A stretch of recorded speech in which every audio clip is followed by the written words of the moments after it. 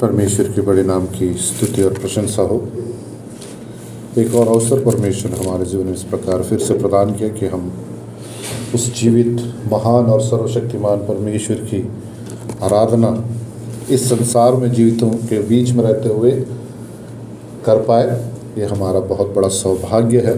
जिस प्रकार हर बार हम याद करते हैं कि हम स्वर्ग में सदा काल तक करने वाली एक सेवकाई या एक कार्य जो आज हम संसार में कर रहे हैं। संसार में बहुत सारे आराधनाएं हो रही है, बहुत सारे लोग अलग अलग तरीके से अलग अलग चीज़ों की आराधना कर रहे हैं, लेकिन वो सब स्थायी है, इस संसार में ख़त्म हो जाएगी, उसके आगे उसका वो आराधना नहीं होगा।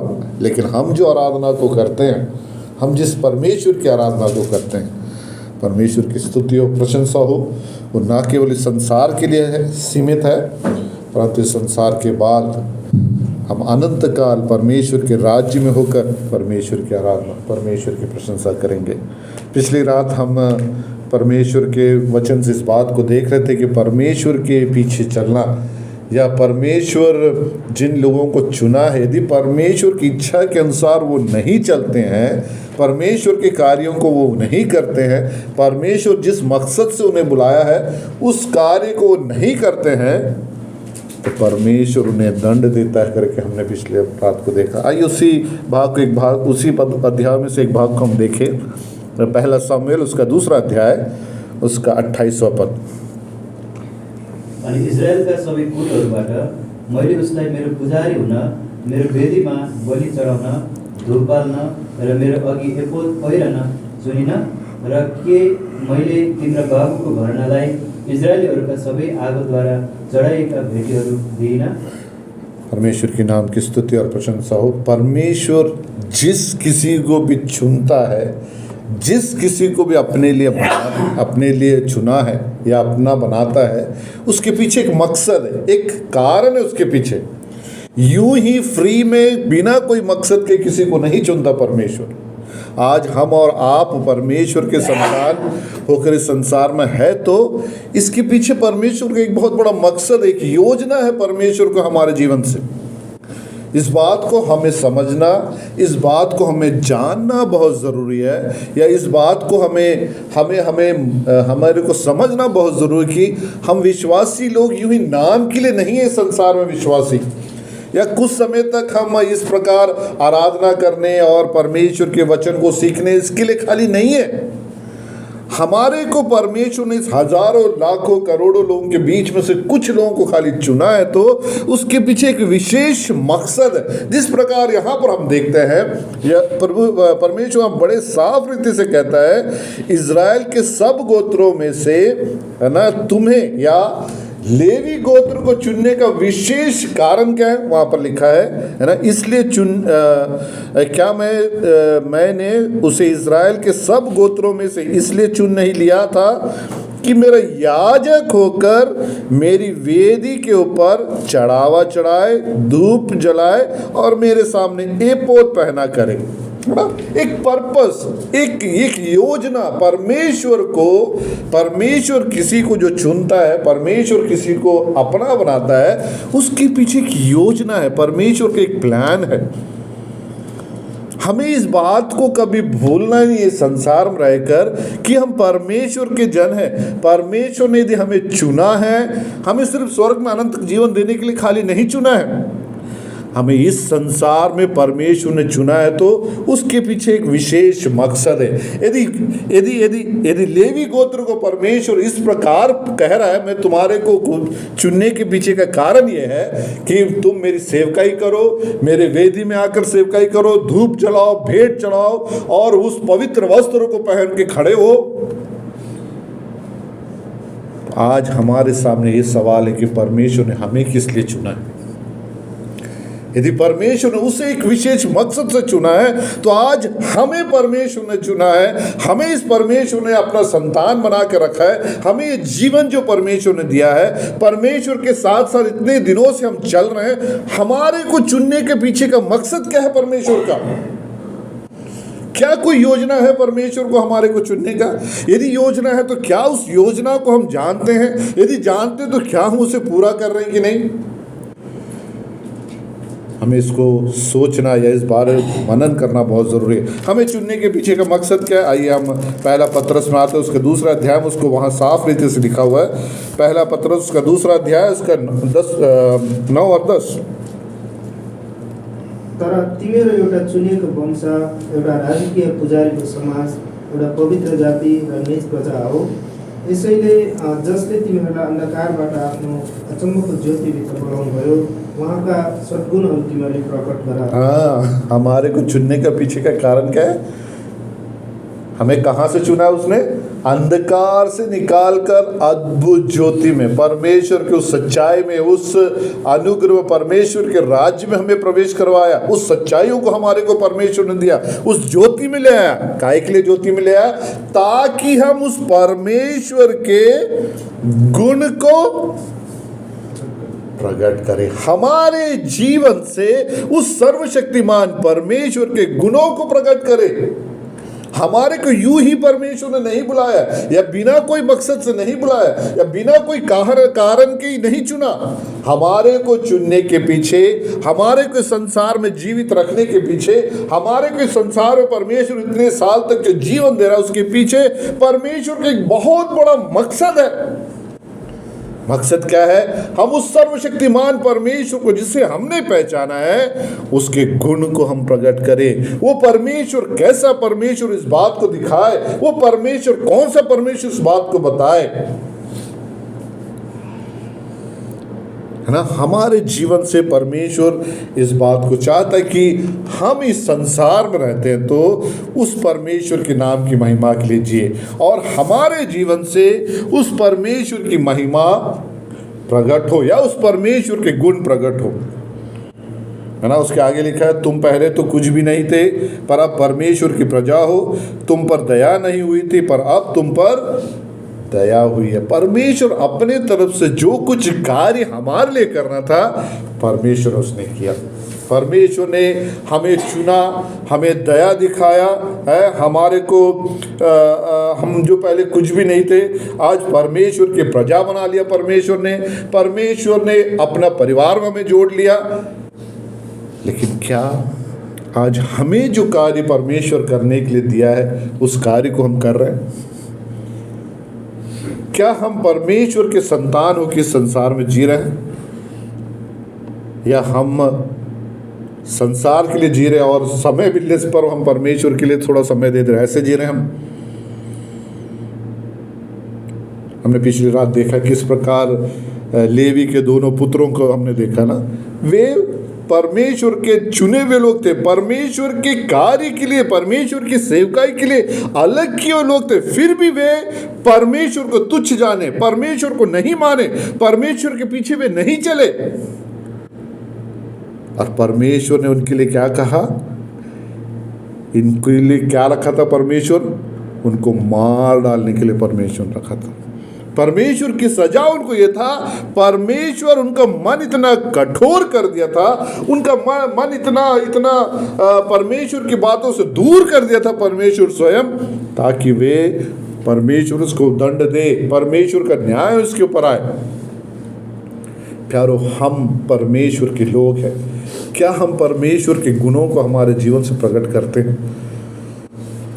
हमारे दिनचर्या में, हमारे जीवन में, हमारे उठने बैठने में क्या हम परमेश्वर को खुश करते हैं, आनंदित करते हैं?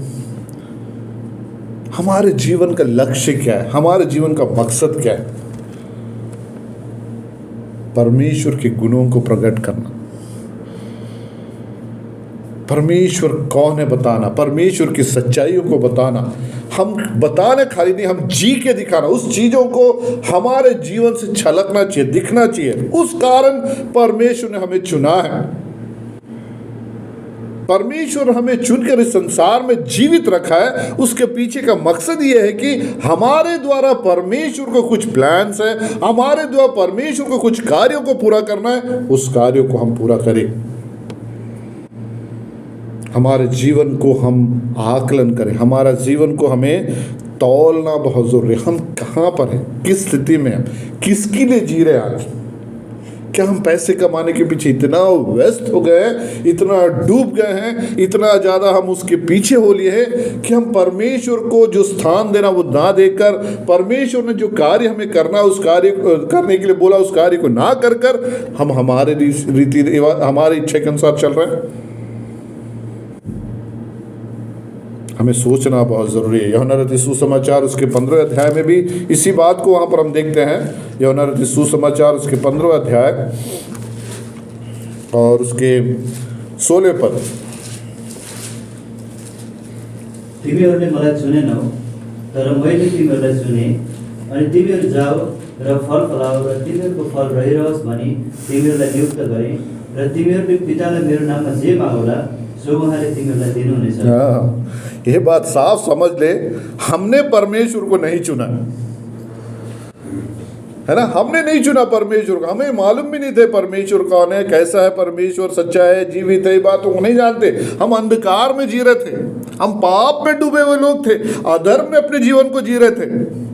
हमें चुनने वाला हमारा परमेश्वर। वहां लिखा है तुमने मुझे नहीं चुना परंतु मैंने तुम्हें चुना है। अर्थात हम परमेश्वर को नहीं चुने लेकिन परमेश्वर ने हमें चुना है। यदि परमेश्वर ने हमें चुना है तो क्या किया, तुम जाकर फल लाओ और तुम्हारा फल बना रहे। परमेश्वर ने हमें चुनकर हमें संसार में नियुक्त किया है कि हम क्या करें, परमेश्वर के लिए फल लेकर आने वाले, हम परमेश्वर के गुण को प्रकट करने वाले हो। हमारे द्वारा ये संसार परमेश्वर को पहचानने वाला हो। हमारे जीवन का मकसद क्या है, हमारे जीवन का लक्ष्य क्या है, हम किस और बढ़ रहे हैं, या हम क्या, हमारे जीवन में हमको क्या करना है, या हम क्या करने के लिए जी रहे हैं। हमें सोचना बहुत ज़रूरी है। परमेश्वर ने हमें चुना है, परमेश्वर ने हमें चुनने के पीछे मकसद है कि हम फल लाए, हम उसके गुण को प्रकट करें और हमारे द्वारा उस परमेश्वर के नाम की महिमा हो। हम वो परमेश्वर की महिमा के लिए संसार में परमेश्वर ने हमें स्थापित किया। हम विशेष लोग हैं, हम अलग किए हुए लोग हैं, हम संसार के जैसे नहीं हैं, है ना। हम क्या है, विश्वासी लोग हैं। हमारा विश्वास उस परमेश्वर पर जो है वो चीज़ परमेश्वर के गुणों को प्रकट करने वाला होना चाहिए। यहाँ पर हम परमेश्वर के प्रभु यीशु मसीह के चेलों के बारे हम देखते हैं जब वो इस संसार में थे। मरकुस के सुसमाचार उसके 16वां अध्याय उसका 19 से लेकर 14वें पद तक हम पढ़ेंगे।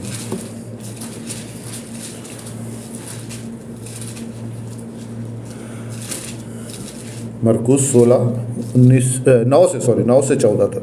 अब हप्ताको पहिलो दिनमा एका बिहानै गरेर उठ्नु भएपछि उहाँ पहिले मरियम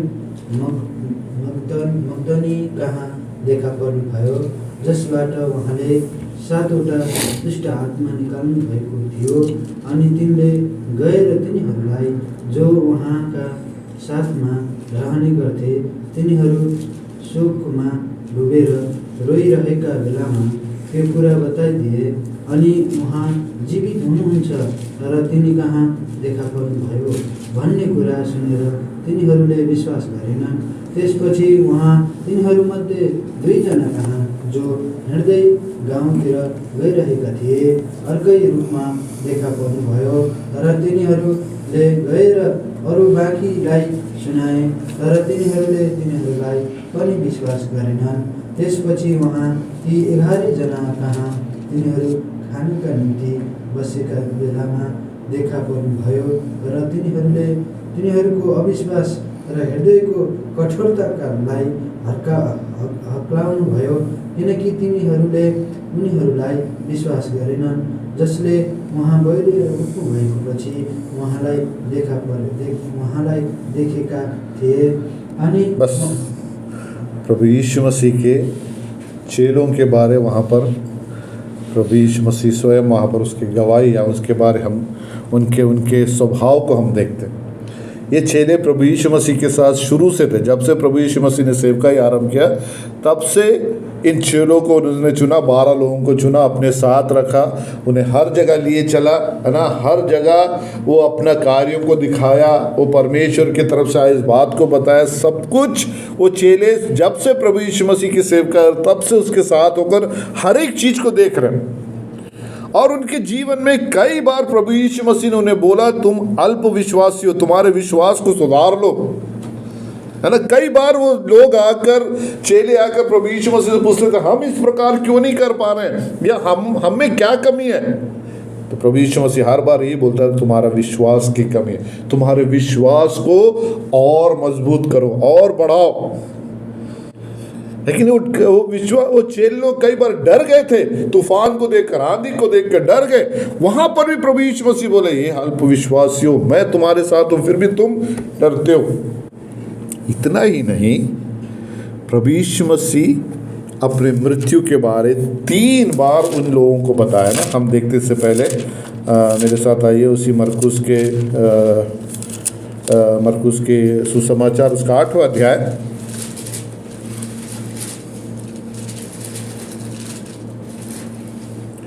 31 और 32 पद।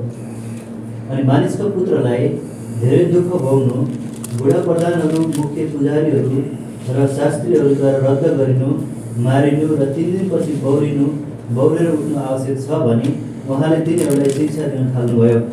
अनि यो कुरा उहाँले खुल्लम-खुल्ला भन्नुभयो।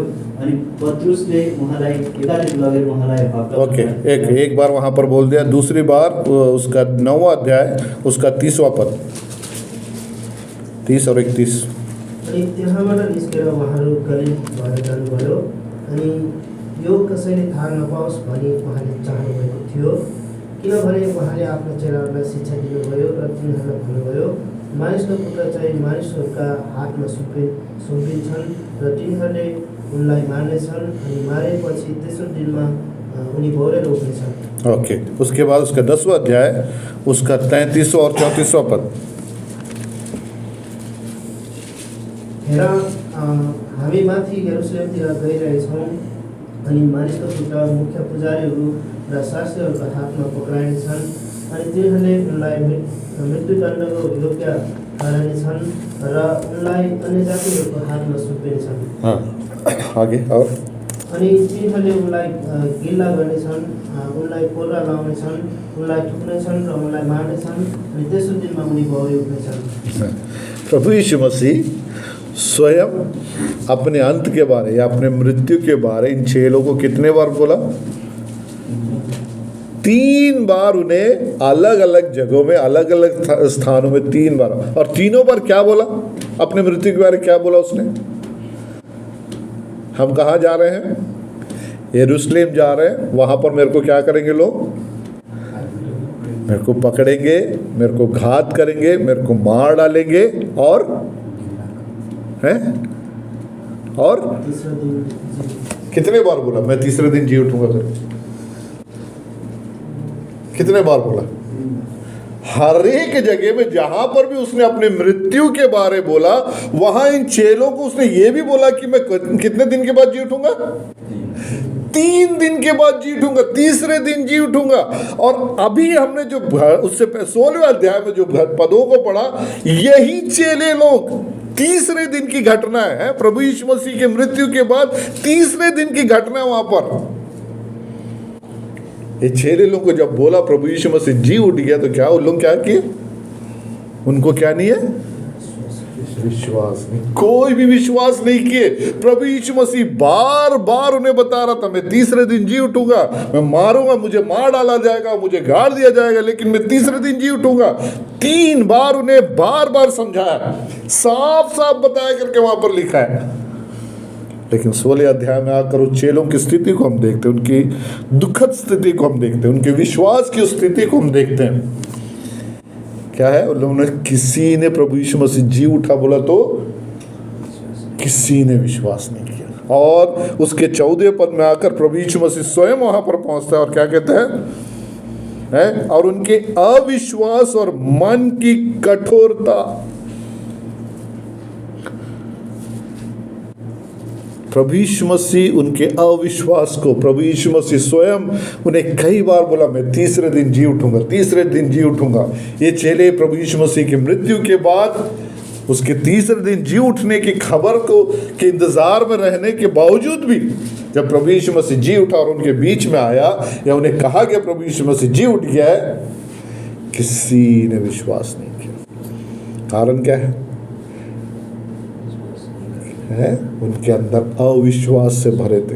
प्रभु यीशु मसीह के साथ वो चले थे 3.5 साल करीब प्रभु यीशु मसीह सेवकाई की और 3.5 साल तक साथ साथ रहे।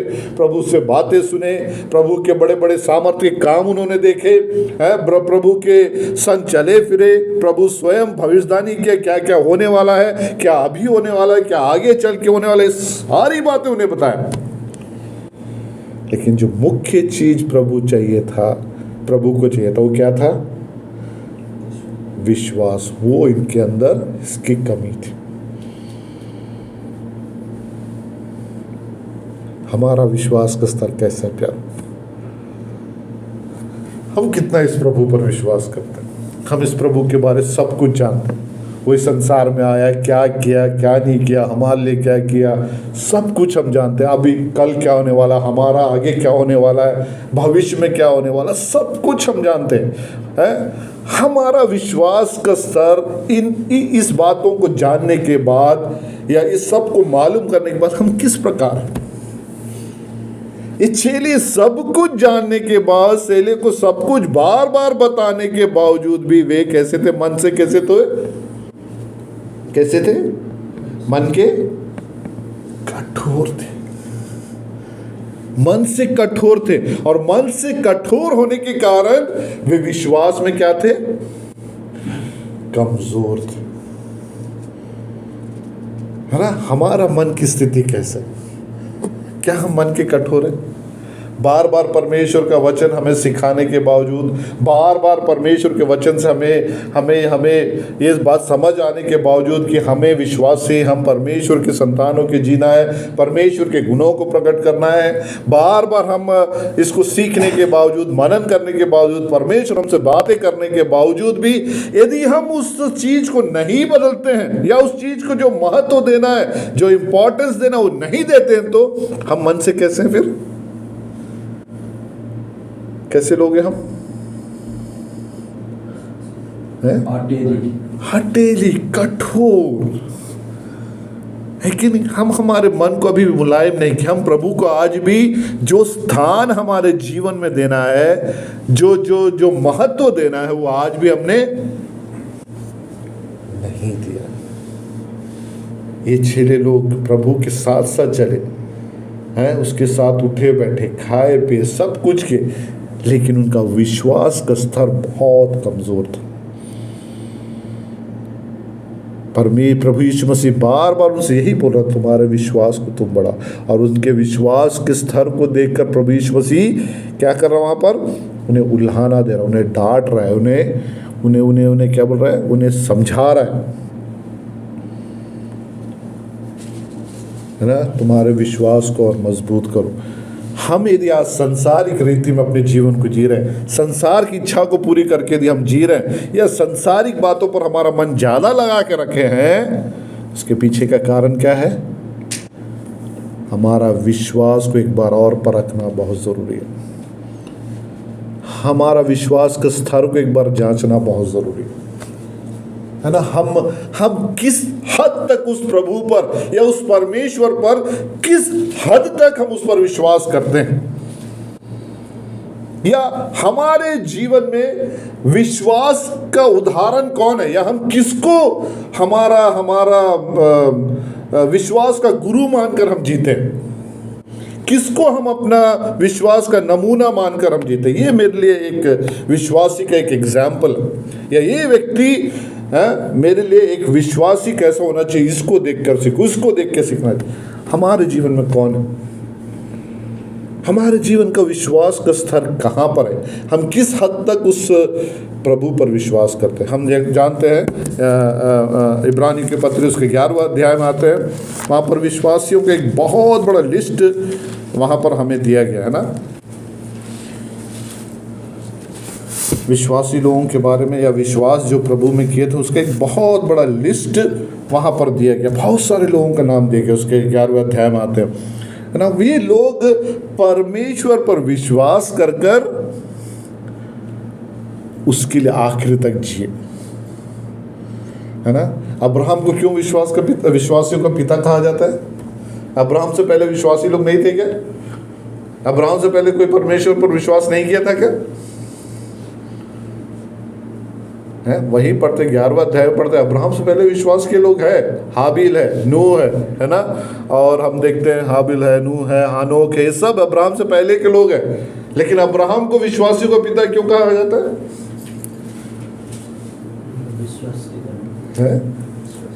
परमेश्वर ने जैसे कहा उसके आजू बाजू भी शक नहीं किया, बिल्कुल वैसे ही वो जिया। उस बात को पकड़कर वो अपने जीवन का आखिरी तक जिया है।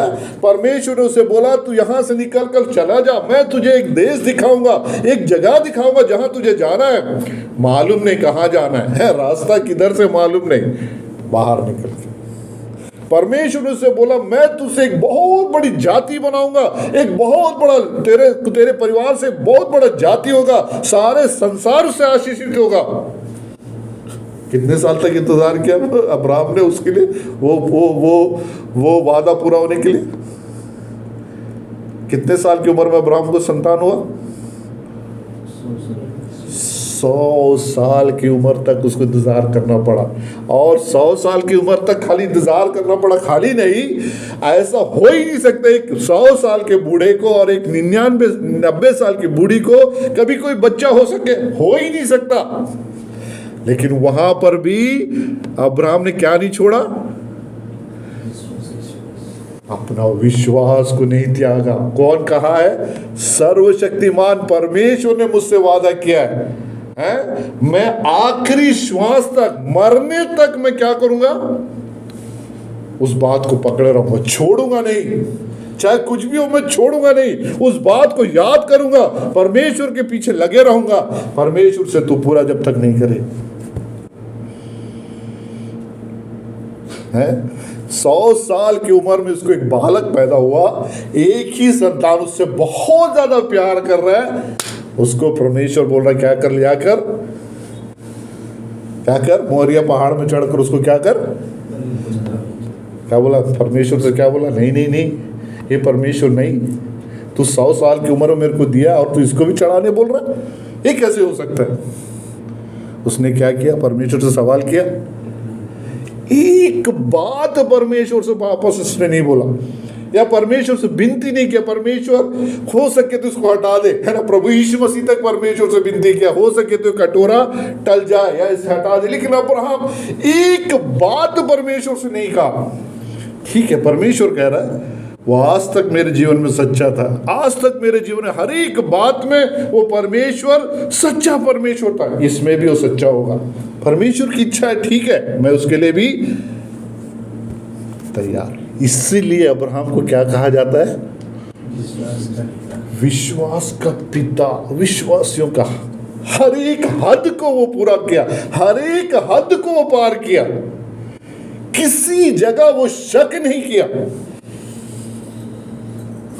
अब्राहम के विश्वास के सामने हमारा विश्वास कितना बड़ा है?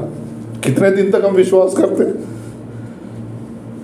यदि परमेश्वर हमसे कुछ वादा किया है या हम परमेश्वर से कुछ मांगे और हमने प्रार्थना में रखा है और हमें हुआ नहीं, पूरा नहीं, कितने दिन तक रहते हैं?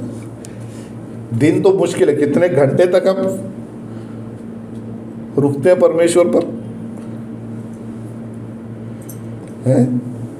हमें हमारे विश्वास के स्तर को बढ़ाना बहुत ज़रूरी है, हमारे विश्वास को मजबूत करना बहुत ज़रूरी है। यदि इस संसार में हमें जयवंत मसीही जीवन जीना है, या परमेश्वर के गुणों को हमें प्रकट करना है, या परमेश्वर के नाम की महिमा हमारे जीवन से होना है, तो हमारे विश्वास को बहुत मजबूत करना है, हमारे विश्वास को बहुत बढ़ाना है। लोग हमारे नाम से, हमें विश्वासी नाम से जानते हैं, हमारे विश्वास के द्वारा जानना चाहिए। हमारे उस विश्वास के स्तर को देखकर हमें कहना चाहिए वास्तविक में विश्वासी है, वास्तविक में परमेश्वर का संतान है। अब्राहम हमारे लिए कितना बड़ा उदाहरण है। कई सारे उदाहरण वहाँ पर है, अब्राहम है, हानोक है, मूसा है, कई सारे लोग हैं जिसके उदाहरण वहाँ पर बहुत लंबा लिस्ट दिया गया। वहाँ पर ना विश्वासियों का एक बहुत बड़ा लिस्ट दिया गया। हर एक लोग परमेश्वर के लिए कुछ ना कुछ विश्वास के साथ खातिर किए, अपने विश्वास को बना के रखने के लिए उन्होंने कुछ ना कुछ किया। अय्यूब को हम देखते हैं, कितना बड़ा विश्वासी है। दुख, मुसीबत, तकलीफ का हद जो होता है वो सब कुछ पार कर कर अय्यूब परमेश्वर को फिर भी उसने नहीं छोड़ा। कितना भी दुख क्यों ना हो जाए, कितने भी कीड़े क्यों ना पड़ जाए, कितने भी फोड़े क्यों ना हो जाए, मेरे जीवन के आखिरी श्वास तक मैं क्या नहीं करूंगा, इस परमेश्वर को नहीं छोड़ूंगा, इसके विपरीत बातें नहीं करूंगा, क्योंकि ये परमेश्वर सच्चा परमेश्वर है, ये परमेश्वर जीवित परमेश्वर है। और परमेश्वर ने उसे छोड़ा क्या? जब वो विश्वास में बना रहा परमेश्वर के लिए, तो परमेश्वर ने उसे छोड़ा, परमेश्वर ने उसे धोखा दिया। क्या किया? परमेश्वर ने भी उसके विश्वास को पाना, उसको दुगना दिया। जो तो उसके पास है उससे दुगना उसे प्रदान किया सब चीज। अब्राहम को परमेश्वर ने उस विश्वास में बने रहने के कारण जो वादा परमेश्वर ने किया था वो सब कुछ उसके लिए पूरा किया। हमारा परमेश्वर सर्वशक्तिमान परमेश्वर है। यदि हम परमेश्वर के लिए विश्वास में खड़े होते हैं, परमेश्वर हमें कभी छोड़ेगा नहीं, हमें त्यागेगा नहीं, कभी भूल नहीं जाएगा। एक गिलास पानी भी यदि आप उस विश्वास में रहकर परमेश्वर के लिए किसी को दिए हैं, उसका बदला परमेश्वर बिना दिए नहीं रहेगा, उसका आशीष आपको जरूर परमेश्वर देगा। विश्वास हमारा बढ़ाना बहुत जरूरी है प्यारों। इस संसार में बहुत सारी परीक्षा हमारे सामने है, बहुत सारी चीजें हैं जो हमें आकर्षित करती है, बहुत सारी अभिलाषाएं जो हमें खींचती है, बहुत सारी चीजें जो हमें परमेश्वर से दूर ले जाने के लिए इस संसार में बहुत सारी चीजें, हमारे विश्वास को कमजोर करने के लिए बहुत सारी चीजें। लेकिन यदि हम उसके पीछे जाएंगे, हम किसको खो रहे हैं? हमारे सर्वशक्तिमान परमेश्वर के उस आशीष और अनुग्रह को हम खो रहे हैं। हमें जो मौका परमेश्वर ने दिया उसके लिए गवाह होकर इस संसार में जीने के लिए, उस गवाही को हम नष्ट कर रहे हैं।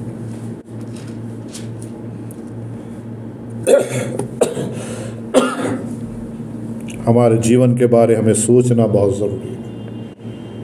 हमारा मसीही जीवन या हमारा विश्वासी जीवन जो हम जी रहे हैं, कितना गंभीरता के साथ हमने लिया है। क्या सिर्फ हम आराधना के समय उसको गंभीर लिए, या सिर्फ बाइबल स्टडी के लिए उसको गंभीर लिए, या परमेश्वर की उपस्थिति में जब बैठते सिर्फ उस समय हमने गंभीर लिया है, बाकी समय हम जैसे चाहिए वैसे जिएंगे, जैसे चाहिए वैसे बोलेंगे, जो चाहिए वो करेंगे। हमारे विश्वास के जीवन को जांचना, पड़तालना और जो कमी घटी उसे सुधारना बहुत ज़रूरी है। परमेश्वर हमारे पर दया कर रहा है, करुणा कर रहा है। परमेश्वर की कृपा है कि हमारे पर परमेश्वर का दंड अभी तक नहीं, हमें अभी भी बड़े अनुग्रह के साथ परमेश्वर चला रहा है ना। बहुत अनुग्रह के साथ परमेश्वर क्षमा करते हुए, दया दिखाते हुए, अपनी सहनशीलता में होकर हमें दिन प्रतिदिन, हम इतनी गलती करने के बावजूद, इतने विश्वास में कमजोर होने के बावजूद भी परमेश्वर अपनी भलाइयों की आशीष हमारे जीवन में किए हुए हैं, और हमें दिन प्रतिदिन अपने बच्चों के जैसे वो लिए चल रहा है ना। जैसे मुर्गी अपने बच्चों को अपने पंखों के नीचे सुरक्षित रखा, उस प्रकार सुरक्षित रखा हमें संसार में लिए चल रहा है।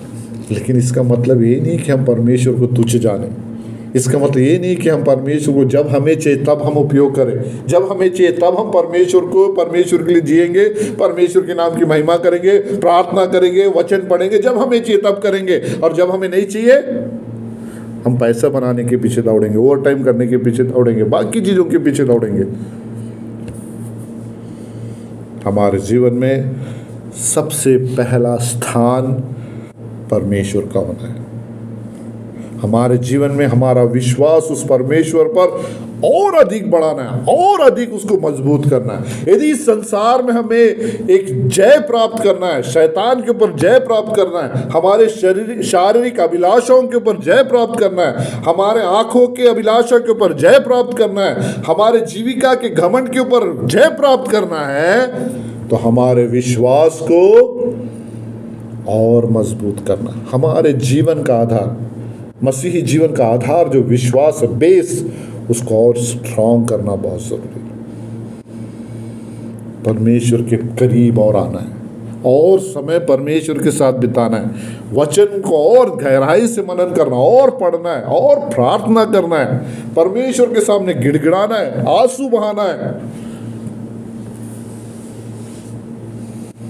परमेश्वर के गुणों को हमारे जीवन में लागू करना है। दिन प्रतिदिन वो गुण जो परमेश्वर के है हमारे जीवन से प्रकाशित होना जरूरी है। हम गीत गा रहे थे, प्रेम में बने रहो, प्रेम में बढ़ते जाओ, क्योंकि परमेश्वर, यदि हमारे जीवन में वो प्रेम नहीं है और सिर्फ हम गाने वाले लोग हैं, हम परमेश्वर के गुण को क्या नहीं कर रहे, प्रदर्शित नहीं कर रहे। हमारे भाई से हम घृणा कर रहे हैं और आकर यहाँ पर परमेश्वर को धन्यवाद दे रहे हैं। हम दिखावा के लिए बहुत कुछ चढ़ा रहे हैं, बहुत कुछ कर रहे हैं, पैसे दे रहे हैं, दान कर रहे हैं, पुण्य कर रहे हैं, वो कर रहे हैं, लेकिन मन में परमेश्वर के प्रति कोई प्रेम नहीं है ना। बहुत आज हमारे को परमेश्वर ने दिया, उसमें से निकाल के दे रहे हो, परमेश्वर मेरे लिए रख ले।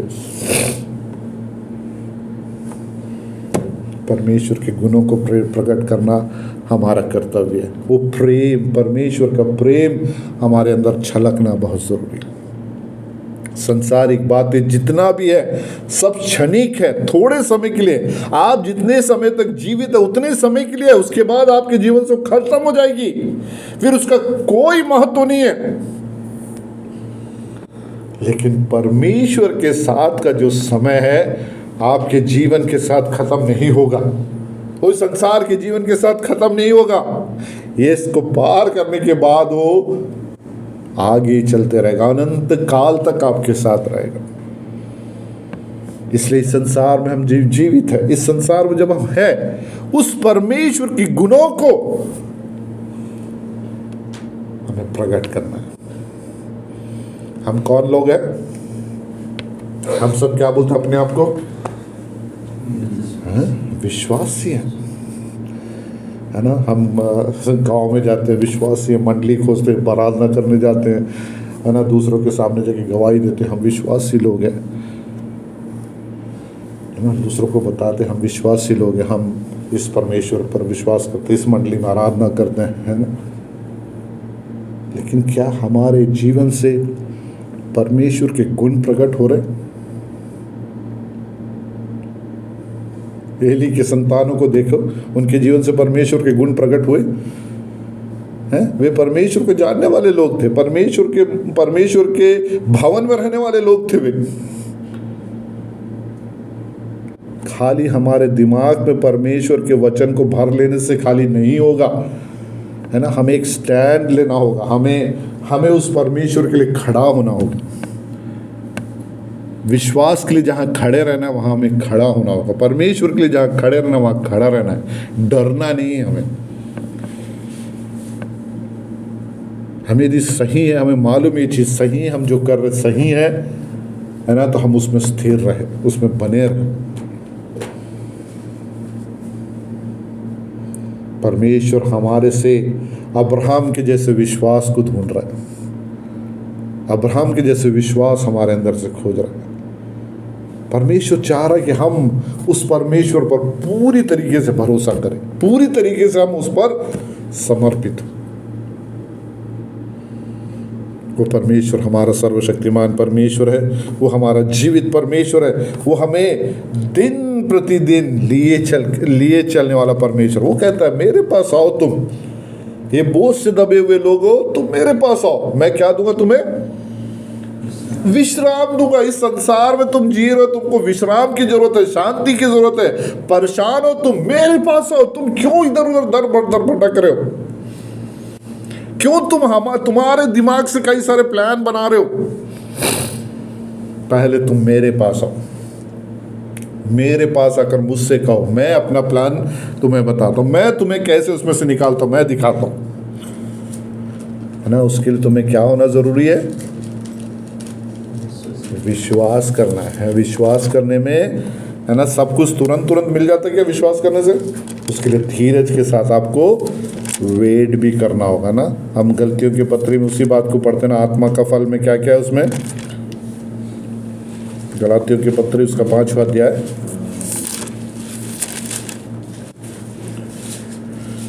22वां पद। तर आत्माको फल हो प्रेम, आनन्द, मेलमिलाप, सहनशीलता, कृपा, भलाइ, विश्वास, नम्रता, संयम। हाँ यस्ता कुराहरूको जो हाँ, बस ये है हमारे अंदर जो है। हम नए जन्म लेने के बाद हमारे अंदर कौन है? ये आत्मा है, पवित्र आत्मा है ना। इसका नतीजा ये सब। हम यदि विश्वास करते हैं, हम विश्वासी हैं, परमेश्वर के पास जाके कुछ चीज़ को रखते हैं, हम उसके लिए क्या करना है? हमारे साथ धीरज के साथ इंतज़ार भी करना है। उसके वादाओं को पूरा होने के लिए हमें इंतज़ार भी करना है। हमारे अंदर प्रेम होना चाहिए, हमारे अंदर शांति होना चाहिए, हमारे अंदर मेल मिलाप होना चाहिए, हमारे अंदर भलाई होना चाहिए। ये सब गुण हमारे अंदर होना चाहिए। ये सब परमेश्वर के गुण हैं जो परमेश्वर ने हम विश्वासियों को खाली दिया है। हमारे विश्वास के जीवन को हमें बड़े गंभीरता के साथ लेना बहुत ज़रूरी है। हमें उससे बढ़ाना बहुत ज़रूरी है। हम देखते हैं प्रभु यीशु मसीह के चेलों को देखते हैं, हालांकि उनके विश्वास कमज़ोर था, लेकिन प्रभु यीशु मसीह के जी उठने के बाद प्रभु यीशु मसीह ने उन्हीं लोगों को लेकर बड़े बड़े कार्यों को परमेश्वर ने किया, है कि नहीं। हम देखते हैं पतरस जब उस जब प्रभु के जी उठने के बाद पतरस ने वापस अपने आप को समर्पित किया, वो मछुआरापन को छोड़कर वापस प्रभु के पास वापस आया, परमेश्वर ने उसे उठाकर बड़े बड़े कार्यों को उसके द्वारा किया। ये परमेश्वर आपको और मुझे भी इसी बड़े बड़े कार्यों के लिए संसार में रखा है। हमें उठाकर उपयोग करना चाहता है, लेकिन उसके लिए हम क्या होना है? उसकी आज्ञाओं का पालन करना बहुत ज़रूरी है। हम जिस प्रकार वहाँ पर पढ़ रहे थे, पहला शमूएल की पुस्तक में हम पढ़ रहे थे, उसके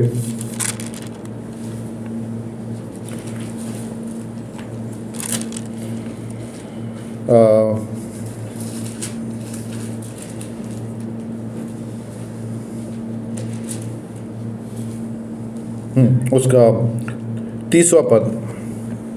यही कारणले परमप्रभु इजरायलका परमेश्वर भन्नुहुन्छ, मैले साँच्चै भने तिम्रो घराना र तिम्रो बाबुको घराना मेरो सामु सदा सर्वदा हिँड्नेछन्। तर अब परमप्रभु भन्नुहुन्छ, यो कुरा मदेखि टाढा होस्, किनकि जसले मलाई आदर गर्छन् उनीहरूलाई म आदर गर्नेछु र मलाई तुच्छ ठान्नेहरू तुच्छ ठानिनेछन्। जो मेरा आदर करेगा परमेश्वर क्या करेगा? उसका भी आदर करेगा। जो परमेश्वर को पहला स्थान देगा अपने जीवन में, जो सम्मान उसको देगा, जो उसको अपने जीवन में सब कुछ मान के चलेगा, परमेश्वर उसको भूलेगा नहीं। परमेश्वर भी उसको उतना ही महत्व देगा अपने जीवन में। परमेश्वर भी उतना ही उसका ख्याल करेगा, परमेश्वर भी उतना ही उसको आदर सम्मान देगा। लेकिन उसके आगे लिखा है, परमेश्वर का वचन आगे कहता है, जो मुझे तुच्छ जानेगा, क्या लिखा है? जो मुझे तुच्छ जानेगा वे छोटे समझे जाएंगे। हैं? आदर करेगा तो परमेश्वर भी जरूर आदर करेगा। यदि आप परमेश्वर के लिए दुख उठाते हैं, तकलीफ उठाते हैं, मुसीबत सहते हैं, विश्वास में बने रहने के लिए आप परमेश्वर के लिए सब कुछ सहने के लिए तैयार होते हैं, परमेश्वर भी आपको आदर करेगा, परमेश्वर भी आपको उठाएगा, ऊंचा खड़े करेगा। लेकिन नहीं, आप परमेश्वर को अपने लिए खाली उपयोग करना चाहते हैं, अपनी ज़रूरत के अनुसार परमेश्वर के साथ चलना चाहते हैं, तो आप परमेश्वर को तुच्छ जान रहे हैं। यदि आप परमेश्वर को जो महत्व देना वो नहीं दे रहे, जो आदर करना वो नहीं कर रहे हैं, परमेश्वर भी तुम्हें क्या समझेगा? छोटा समझेगा, छोटा समझेगा। कोई महत्व, परमेश्वर भी जो महत्व आपको मिलना चाहिए वो नहीं मिलेगा। जहां पर है वहीं आप रहोगे, जहां जो स्तर में उससे नीचे चले जाओगे आप। हम इस परमेश्वर को जानने के बावजूद इस परमेश्वर के साथ हम खेल नहीं कर सकते, खिलवाड़ नहीं कर सकते। इससे पहले हम अंधकार में अपने जीवन को जी रहे थे, ठीक है, वहां पर हम परमेश्वर को नहीं जान रहे थे, अनंत काल के दंड सीधा हमारे ऊपर था। लेकिन परमेश्वर को पहचानने के बाद, परमेश्वर के साथ चलना आरंभ करने के बाद, हमें परमेश्वर को बहुत सीरियसली, गंभीरता से लेना बहुत जरूरी है।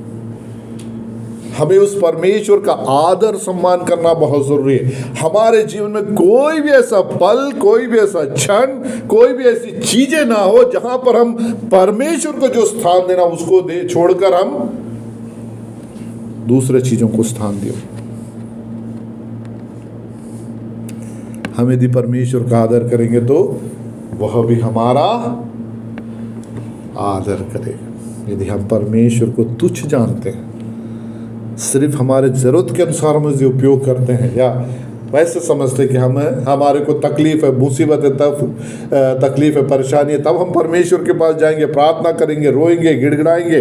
जब सब हट गया, सब ठीक हो गया तो है अच्छा समय है, आनंद का समय, आराम का समय, चैन का समय, हमारी सारी ज़रूरतें पर पूरा हो रहा है, किसी चीज़ की कमी घटी नहीं, अच्छी तंदुरुस्ती है, पैसा है, धन दौलत है, परिवार खुश है, आनंदित है, शांति है, किसी को बीमारी नहीं है, तकलीफ नहीं है। तब मैं थोड़ा आज सो लेता हूँ, आज वचन नहीं पढ़ते, कल पढ़ लेंगे, आज प्रार्थना नहीं कर लेते हैं, कल कर लेंगे, आज तो सब ठीक है, अच्छा है सब, क्या प्रार्थना करना है? क्यों? परमेश्वर का स्थान कहाँ गया? जो स्थान पहले आप दे रहे थे जब दुख और मुसीबत में थे वो कहाँ गया?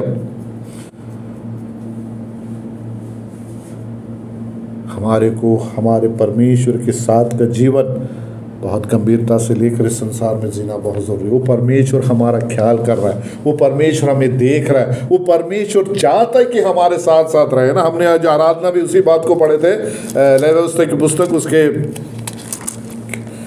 परमेश्वर ने क्या बोला था इस्राएल जातियों को जब उसने चुना था? तीसरा अध्याय था,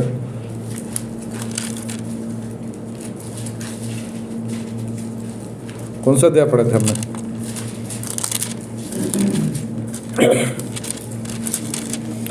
11वां अध्याय 45वां पद। किनकि मलाई परमप्रभु हुँ, मैले तिमीहरूलाई तिमीहरूको परमेश्वर हुनको निम्ति मिस्र देशबाट निकालेर ल्याएँ। त्यसकारण तिमीहरू पवित्र हो, किनकि म पवित्र छु। मैं किस लिए तुम्हें मिस्र देश से निकाल के लाया? मैं क्या होना चाहता हूँ? मैं तुम्हारा क्या बन के रहना चाहता हूँ? परमेश्वर बन के रहना चाहता हूँ। वहाँ लिखा है, मैं मिस्र देश से इसलिए निकाल लाया हूँ कि मैं तुम्हारा परमेश्वर ठहरूं। वो परमेश्वर ने आज हमें संसार में इसलिए चुना है, इसलिए अलग किया है, इसलिए विश्वासी बनाया है, इसलिए अपने संगति में रखा ताकि वो हमारा परमेश्वर रहे। संसार और संसार की बातें हमारा परमेश्वर ना बन जाए, संसार की चीजें हमारा परमेश्वर ना बन जाए, धन संपत्ति हमारा परमेश्वर ना बन जाए, संसार की अभिलाषाएं हमारा परमेश्वर ना बन जाए। मैं तुम्हारा परमेश्वर ठहरूं। वो परमेश्वर हमारा परमेश्वर बनकर रहना चाहता है, सर्वशक्तिमान परमेश्वर बनकर रहना चाहता है। उसको खुशी है हमारी संगति, हमारे साथ रहना परमेश्वर को आनंदमय मिलता है। लेकिन वो तभी हो सकता है जब उस परमेश्वर को हम आदर दें, उस परमेश्वर का हम सम्मान करें। हर एक बातों में जो स्थान परमेश्वर को हमें देना है, वो स्थान जब हम परमेश्वर को देंगे वो हमारा परमेश्वर होगा। हम इस बात को सिद्ध कर रहे हैं कि वो हमारा परमेश्वर है। चाहे अच्छा समय हो, चाहे बुरा समय हो, चाहे दुख का समय हो, चाहे आनंद का समय हो, सब में पहला स्थान हमारा परमेश्वर के लिए, पहला जगह हमारा परमेश्वर के लिए, पहला चीज जो हम करेंगे हमारा परमेश्वर के लिए, बाकी सब बाद में। इस प्रकार हम परमेश्वर को आदर देते हैं, इस प्रकार हम परमेश्वर का सम्मान करते हैं। हम एक रीति और रिवाज के तौर पर ना करें चीज़ों को, परमेश्वर के लिए जो कर रहे हैं वास्तविक में हमारे मन से इस बात को करें, वास्तविक में समझ के करें कि हम किसके लिए कर रहे हैं, कौन है ये, है ना। जिस प्रकार हम आराधना में देख रहे थे, दूसरे जो देवी देवता उसके बारे में, उनके मुंह तो होते हैं लेकिन वो बोल नहीं सकते, उनके कान तो होते वे सुन नहीं सकते, उनके आंख तो होते तो देख नहीं सकते। हमारा परमेश्वर ऐसा नहीं है। यही बात तो परमेश्वर बार बार इजराइलियों को बताना चाह रहा था, हमें भी इसी बात को बताना चाह रहा, तुम मुझे तुच्छ मत समझो, मैं उनके जैसा नहीं हूं। मैं देखता हूं, मैं सुनता हूं, मैं जांचता हूं, मैं सब कुछ मेरे सामने खुला हुआ है। मैं ही खाली परमेश्वर हूं, मेरे अलावा और कोई परमेश्वर नहीं है। इसलिए तुम मेरा आदर करो, इसलिए मेरा सम्मान करो। यदि तुम मेरा आदर करोगे, मेरा सम्मान करोगे, मुझे जो स्थान अपने जीवन में देना वो दोगे, मैं भी तुम्हारा क्या करूंगा, आदर करूंगा। वास्तविक में परमेश्वर कहता हमसे, चख कर देखो कि तुम्हें कैसा हूं, एक्सपीरियंस करो तुम, है, चख कर देखो तुम, एक बार मेरे को आदर दे के तो देखो, एक बार अपने जीवन में पहला स्थान दे के तो देखो, एक बार मेरे संग संग उस प्रकार चल के तो देखो, चख कर जानो कि मैं कैसा भला हूं, कैसा अच्छा परमेश्वर हूं। वास्तविक में विश्वास का जीवन बहुत गंभीरता के साथ लेना बहुत जरूरी है प्यारो। मूसा बार बार इजराइल जाते हुए किसी बात को बोल रहा था ना, तुम सावधान रहो, तुम सावधान रहो, तुम किसके साथ चल रहे हो इस बात को समझो। तुम सर्वशक्तिमान परमेश्वर तुम्हारे बीच में, सावधान रहो, गंभीर रहो।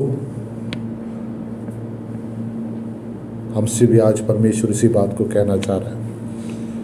हम इस संसार में विश्वास के जो जीवन को जी रहे हैं, जब बहुत बड़ी जिम्मेदारी को लेकर हम घूम रहे हैं, हम बड़ा गंभीर हो जाए हमारे जीवन में, हम हमारे विश्वास के जीवन में गंभीर हो जाए। हम संसारिक लोगों के जैसे ना हो, वो जिस प्रकार सोचते उस प्रकार ना सोचे, वो जिस प्रकार चलते उस प्रकार हम ना चले, वो जो करते वो करने के लिए हम ना बढ़े। हमें जो स्थान परमेश्वर को देना उस स्थान दे, जो सम्मान परमेश्वर को देना सम्मान दे, जो आदर्श परमेश्वर के लिए करना उसको करें। उसके लिए चाहे कितना भी नुकसान क्यों ना उठाना पड़े आपको, कभी वो आपके लिए नुकसानदायक नहीं होगा, वो आपके लिए हरदम आशीष में होगा। परमेश्वर आपके किसी भी कार्य जो परमेश्वर के लिए आपने किया, कभी बिना उसके फल दिए हुए नहीं रहेगा, प्रतिफल वो जरूर देगा। यदि आप परमेश्वर के लिए संसार में नुकसान उठाते हैं, परमेश्वर आपको बहुत ऐसा आशीष देगा। अब्राहम को हम देख सकते हैं ना, परमेश्वर ने उसको कितना आशीष दिया। उसने क्या नुकसान उठाया, अपने परिवार को छोड़ दिया, अपने घर को छोड़ दिया, सब कुछ छोड़ दिया, अनजान जगह में कुछ नहीं मालूम, निकल पड़ा। वो दुख उठाया, तकलीफ उठाया, चल गया, चलो चलते हैं, परमेश्वर ने बोला। परमेश्वर ने उसे भूला नहीं। आज भी अब्राहम के आशीष को हम इस संसार में अनुभव कर सकते हैं। वो है हमारा सर्वशक्तिमान परमेश्वर। हम जिस परमेश्वर पर विश्वास करते हैं, हमारा विश्वास के स्तर को बढ़ाना बहुत ज़रूरी है ना। हम बार बार सुनने के बावजूद, बार बार सीखने के बावजूद, बार बार समझने के बावजूद भी यदि हम हमारे विश्वास के स्तर में कोई बदलाव नहीं आ रहा है, तो हमारा मन क्या है, कठोर हो गया, हठीला हो गया। हम उसे ग्रहण नहीं करना चाहते, हम यहाँ से सुनकर यहाँ से निकाल देते। बस आज के लिए सुन लिए, हो गया, अगले रविवार को आगे कोई दूसरा भाई आके कुछ बोलेगा, उसको सुन लेंगे, वो निकल जाएगा। उसके बाद अगले शुक्रवार का आगे कोई भाई और कुछ बोलेगा, वो सुनेंगे। हमारा आदत हो गया सुनना निकालना आदत हो गया। कुछ भी हमारे जीवन में क्या नहीं हो रहा है, परिवर्तन नहीं है, कुछ भी लागू नहीं हो रहा हमारे से। संसारिक बात इतना भर लिए हम, संसार को इतना ज़्यादा महत्व हमने दे दिया, संसारिक चीज़ों के पीछे इतना ज़्यादा व्यस्त हम हो गए हैं, ये सारी चीज़ें हमारे जीवन में काम नहीं कर रही। हमारे जीवन को सुधारना, हमारे जीवन में बदलाव लाना बहुत ज़रूरी है। परमेश्वर उसके लिए हमारी मदद सहायता करे। वो सर्वशक्तिमान परमेश्वर, प्रेमी, दयालु, करुणामय परमेश्वर है। इतना सब कुछ होने के बावजूद भी, हमारे जीवन में इतनी सारी कमी घटी होने के बावजूद भी, तो परमेश्वर के आशीष और अनुग्रह हमारे जीवन में कम हुआ है क्या? है दिन प्रतिदिन उसकी आशीष और अनुग्रह को हम देखते हैं। हम यदि अच्छे तंदुरुस्ती के साथ दिन को उठ रहे हैं, सुबह उठ पा रहे हैं, उसकी करुणा है, उसकी दया है। एक नए दिन को हम देख पा रहे हैं, उसकी दया, उसकी करुणा है ना। हमारे आजू बाजू हमारे जीवन में शांति और आराम है, उसकी आशीष और अनुग्रह है। हमारी ज़रूरतें पूरी हो रही है, उसकी आशीष और अनुग्रह है। उसकी करुणा, उसकी दया, उसकी आशीष दिन प्रतिदिन हमारे जीवन हम चख के देख सकते हैं। दिन प्रतिदिन वो दिए जा रहे हैं। हम उसके सामने, उसकी तुलना में बहुत कमज़ोर है, फिर भी परमेश्वर अपने वादे में कभी भी पीछे नहीं हटा। वो परमेश्वर वादों का सच्चा परमेश्वर है। वो हमारा परमेश्वर, वो जीवित परमेश्वर है। वो परमेश्वर हमें कभी त्यागेगा नहीं, कभी छोड़ेगा नहीं, कभी भूलेगा नहीं। वो परमेश्वर पर हम और ज़्यादा भरोसा करें, उस परमेश्वर पर और ज़्यादा विश्वास करें, उस परमेश्वर के लिए हमारे जीवन को हमारा समर्पण करें। हमारे जीवन में मुख्य स्थान उसको दें, हर एक चीज़ों में, हर एक बातों में। है कुरिन्थियों की पत्री में पढ़ते हैं, चाहे तुम खाओ, चाहे तुम पियो, चाहे तुम कुछ भी करो, सब परमेश्वर के नाम की महिमा के लिए करो। तो हमारे जीवन में पहला स्थान हर चीज के लिए उसके लिए होना चाहिए। परमेश्वर हमारे लिए उसकी मदद और सहायता करे। इस संसार के जो जीवन हम थोड़े समय के लिए और है जो हमारे पास, हमें नहीं मालूम कितने दिनों के लिए, कितने क्षणों के लिए, कितने पलों के लिए, और हमें नहीं मालूम। जो भी है, कोशिश करें हम उस परमेश्वर के गुणों को प्रकट करके जीने वाले हो, और भी ज़्यादा हम एक दूसरे से प्रेम करने वाले हो, क्षमा करने वाले हो, एक दूसरे को सहने वाले हो, एक दूसरे को प्रोत्साहित करने वाले हो, एक दूसरे से ज़्यादा और संबंध रखने वाले हो, है ना। हमारा गुण, हमारे परमेश्वर के गुण प्रकट करने के लिए परमेश्वर हम सबों की मदद और सहायता करे। उस महान परमेश्वर के नाम की महिमा हो। आमीन।